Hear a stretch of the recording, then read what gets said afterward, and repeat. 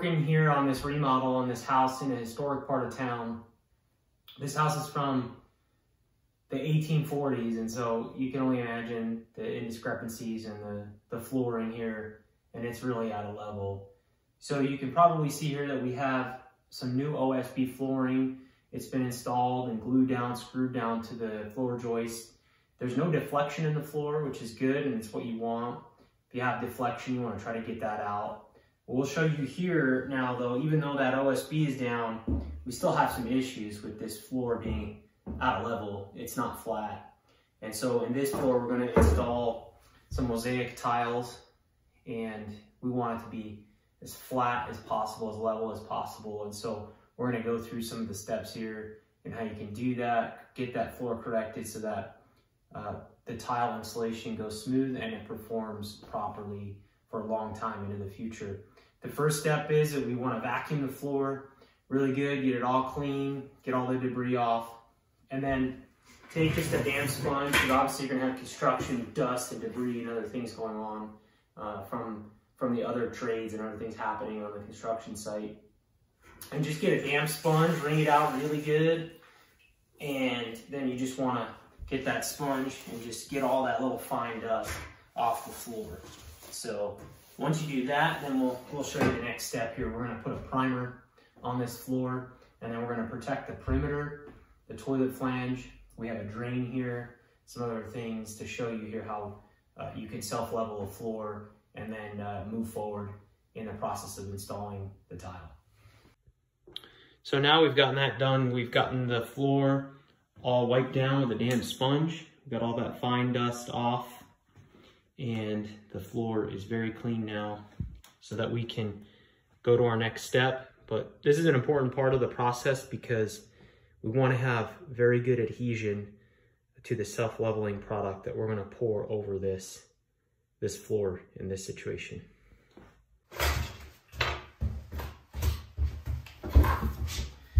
So obviously in this situation, you have a toilet flange here, and if you're going to be pouring self-leveler, this is actually one of the deeper spots in our floor as well.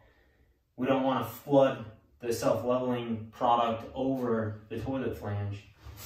So we have to have a solution for that. And so we're going to install an edge band toilet ring. It's a pretty simple install. There's a little slot in it. You just take your acrylic caulk and put a little bit in the slot, and then you put your bead of caulk around the edge. A heavy enough bead that it will just seat on the wood really well, but you don't have to go too thick either. And then just press it into place. And so now your toilet flange is protected. It's a fast and easy solution. And once the self-leveling is cured, as we'll show later, you can just trim it off to the height flush with the self-leveling underlayment. And the same thing for the linear pieces. You just put a bead of caulk down the line, and you can also, if you have other things that you need to go around to different drains or whatever it is, this stuff has a little flex in it, not a lot. Some people have asked if it's flexible. It's mostly not. It will have a slight amount of flex, but not very much. These are the linear pieces here. And then you just go ahead and set it in the way we showed, just like the toilet flange as well. You just press it into the wood. Make sure you got a good, clean bed of latex on the whole line. And then where it meets the other one, you just want to put a little bit as well so that it's sealed. You got to think that when you pour this self-leveling underlayment, it's going to be very, very liquid. It has a lot of water content in it right off the bat. And it dries fairly quickly, but at first you have to prevent that self-leveling underlayment from running out into places you don't want it to. So another part of this too is that the more you look into the industry standard on pouring self-leveler, is that you need to have some sort of perimeter expansion when you do this. So the idea behind that is that the self-leveling can actually have a little bit of room to expand and contract. And so edge band is also going to provide that aspect, that feature for when you're pouring self-leveling. So you just want to seal up every little spot that you can, press it in really firmly, and we're going to go ahead and finish the perimeter of our whole room now with edge band and finish that out.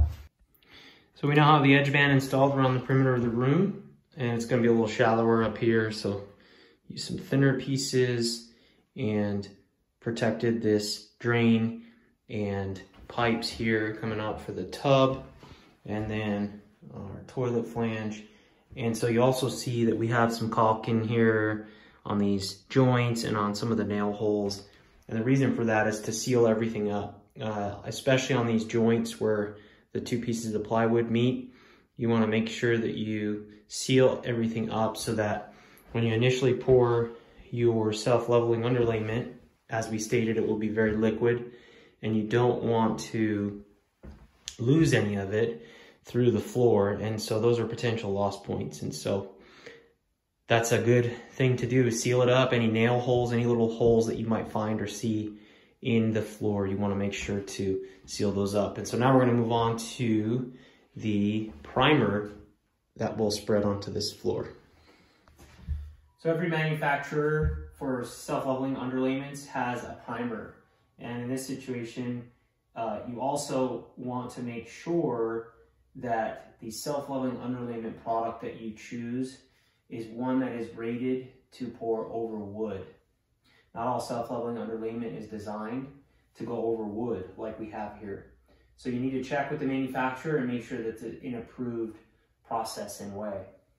Also want to take note of this video and in this application, once our self-leveling underlayment is dry, we'll show you this in the steps down the line, we're going to be using an uncoupling membrane to protect the floor from any cracks or any kind of issues that could potentially come up later, and that will remedy that situation. So I have an old sponge here. This primer is going to probably kill this sponge, but I'm just going to use it. I have gloves on, and we're going to spread our primer now onto this wood floor so that we can get a nice even coat across the whole thing, and that will promote adhesion for our self-leveling underlayment when we're ready to pour it.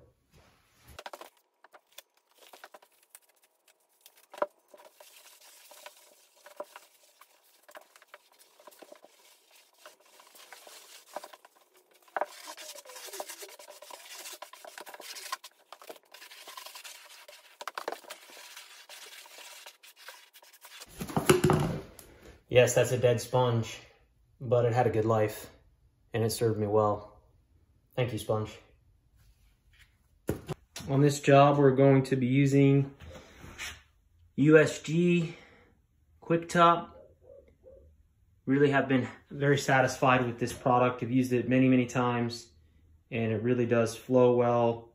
It's at a nice price point, and it performs really good. So we're gonna mix some of this up as the recommendations say on the instructions, and it's very important that you measure your water as the instructions say. Do not just eyeball it.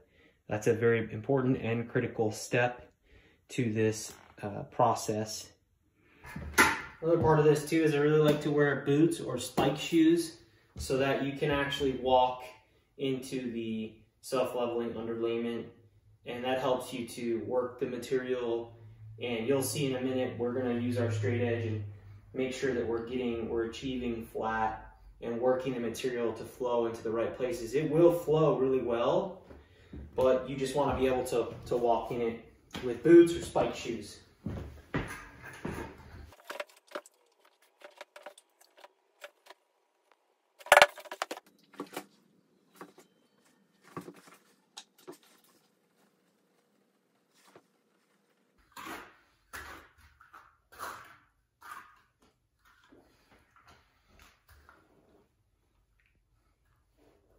Just want to work this material here a little bit with this trowel and just make sure it gets spread evenly So you can probably see that there was a little bit of wood left here.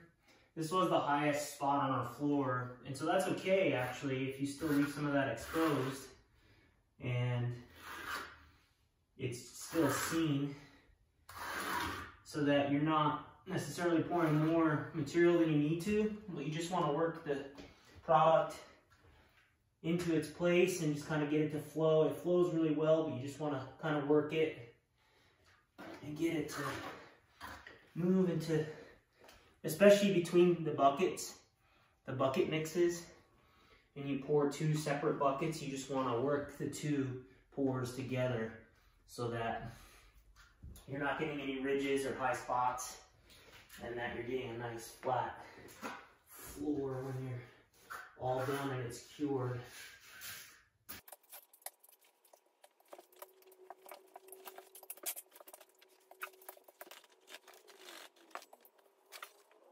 Now, the following day, and our self-leveling underlayment is cured. It's hard, it's bonded really well to our OSB because we use the primer here on the floor. And now you can see that our floor is nice and flat. Not sure if you can exactly see that line, but our floor is nice and flat, going in all these directions. And so it's ready for us to now take the next step. So we're gonna trim all the edge band on the edges, now flush with the top of the self-leveling underlayment, and then we're going to install our crack isolation membrane.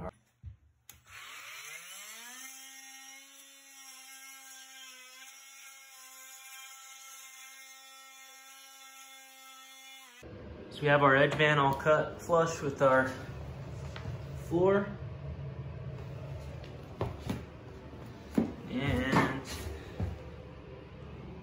we are going to now install our uncoupling membrane.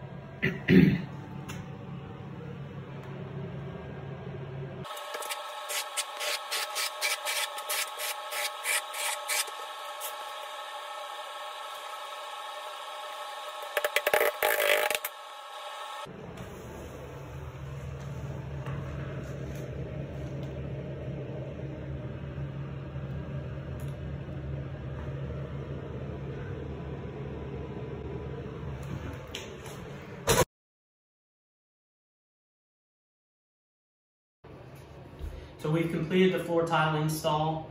You can see, maybe you can see here, that our floor is very flat, and it was definitely worth the extra time to prep the floor this way. It was worth the effort. It did take a little more time, but in the end, it's really just so much better to do it this way when you have a floor that's out of level.